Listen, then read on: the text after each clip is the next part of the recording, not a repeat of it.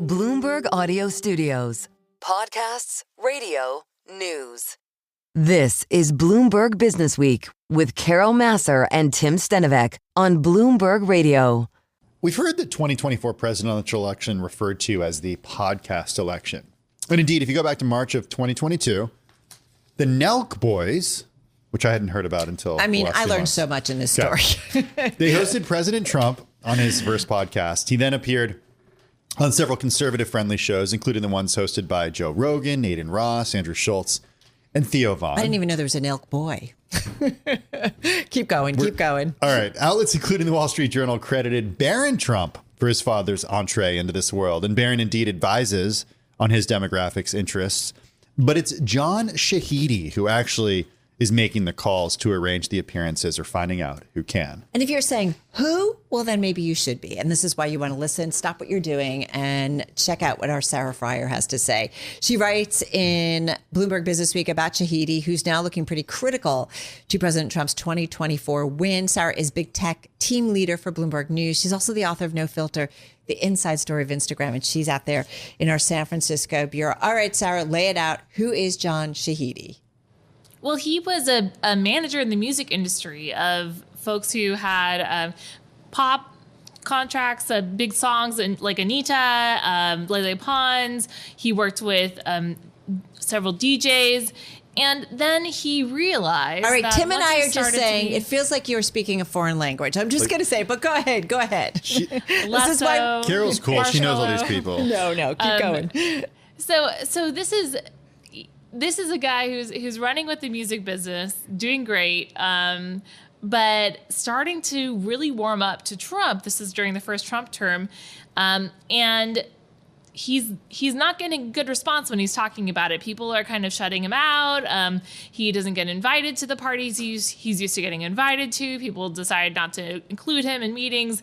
And he realizes instead of shutting up about how much I like Trump, I'm just going to leave this industry and go for a new opportunity. And he saw podcasting become it was really emerging as a way that people were wanting to spend time online. The pandemic occurred.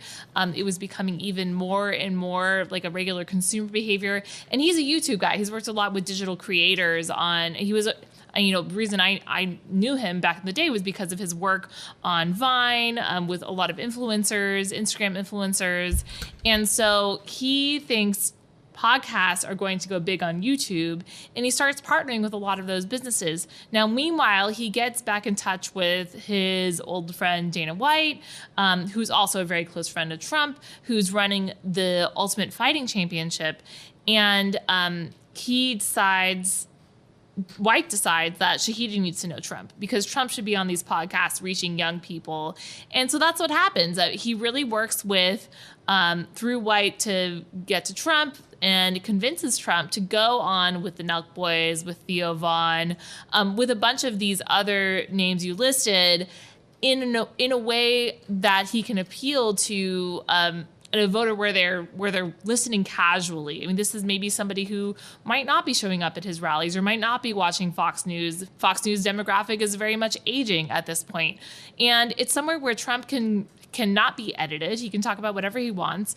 And there's not going to be a time limit. These podcasts, Rogan's shows sometimes 3+ hours long. So it becomes a perfect venue for Trump. He kind of has no idea what a podcast is once he starts doing it. He starts loving the response he gets, and he sees the numbers. And he's really been embracing this group of podcasters and Shahidi and the whole UFC world as part of this new era in his presidency. We'll talk a little bit about how Shahidi sort of went from somebody who wasn't necessarily invited to dinner or parties to somebody who's now at UFC fights with members of the administration, including the president. What sort of happened there? And also, he's been kind of accepted into the tech side of things, Sarah, which you cover. He's got a direct line to, it sounds like, the folks at YouTube, at Google's YouTube. Well, he became a kind of honored guest by the standards of Spotify, YouTube, and Meta at the inauguration. They realized what he'd done here, had this investment in podcasts. Google actually spoke to the power of podcasts on its last earnings call. They said that people really tuned in to get their news from podcasts ahead of the 2024 election. And they credit that as a really strong growth area of their YouTube business. So Shahidi was pretty early to that market. And he's also realizing that this is where all of the platforms are going to go. He knows Elon Musk. He's known Elon Musk for years. He brought Elon Musk to fights back in the day when he was representing Floyd Mayweather. He worked with Justin Bieber, Elon Musk. I have a picture of them going to a fight together in 2013. So he's known Musk for a long time. He invested in X, in the new rendition of Twitter. So this is the crowd that he hangs with. And he's really not so much a manager of these podcasters, but a business partner. And that, to him, is more foolproof, more unlikely that he will be fired with a change in the winds politically. If he's a business partner with these guys, they're selling a product together, he's merchandising for them, and they have some sort of goal that's not related to what advertisers think about content policies, which is another big factor in this, in another area where he's very aligned with Musk. Great strategy until you have a tariff war, trade war. And those goods and merchandise maybe are produced in China. And then there's no tariff on podcasts, Carol. Then it's rough, but it's rough on everyone at once. Yeah.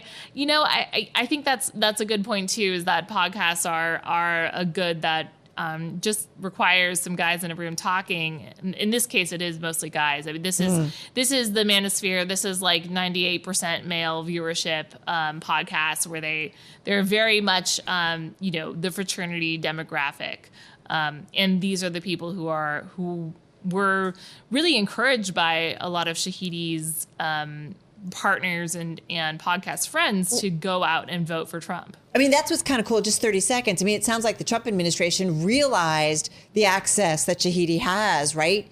And we've written in prior pieces about how the Harris campaign realized towards the end that they were going to need to make a last-ditch appeal to men, and they tried to make it work out with Rogan. They tried to make it work out with Theo Vaughn. They had a lot of rules that Trump didn't have around what they wanted to say. They couldn't get the scheduling right, and it was hard to convince people to act, right? To say, we got to do this, we got to prioritize this, because it didn't seem like that was going to be a big deal. But, in the 2024 election, it really was like, are women going to show up or are men going to show up? And the men did show up. Yeah. And you got to find them where they are at. Sarah Frier, thank you so much. Big tech team leader, Bloomberg News. Check out her book, No Filter, and check out her story from Bloomberg Businessweek.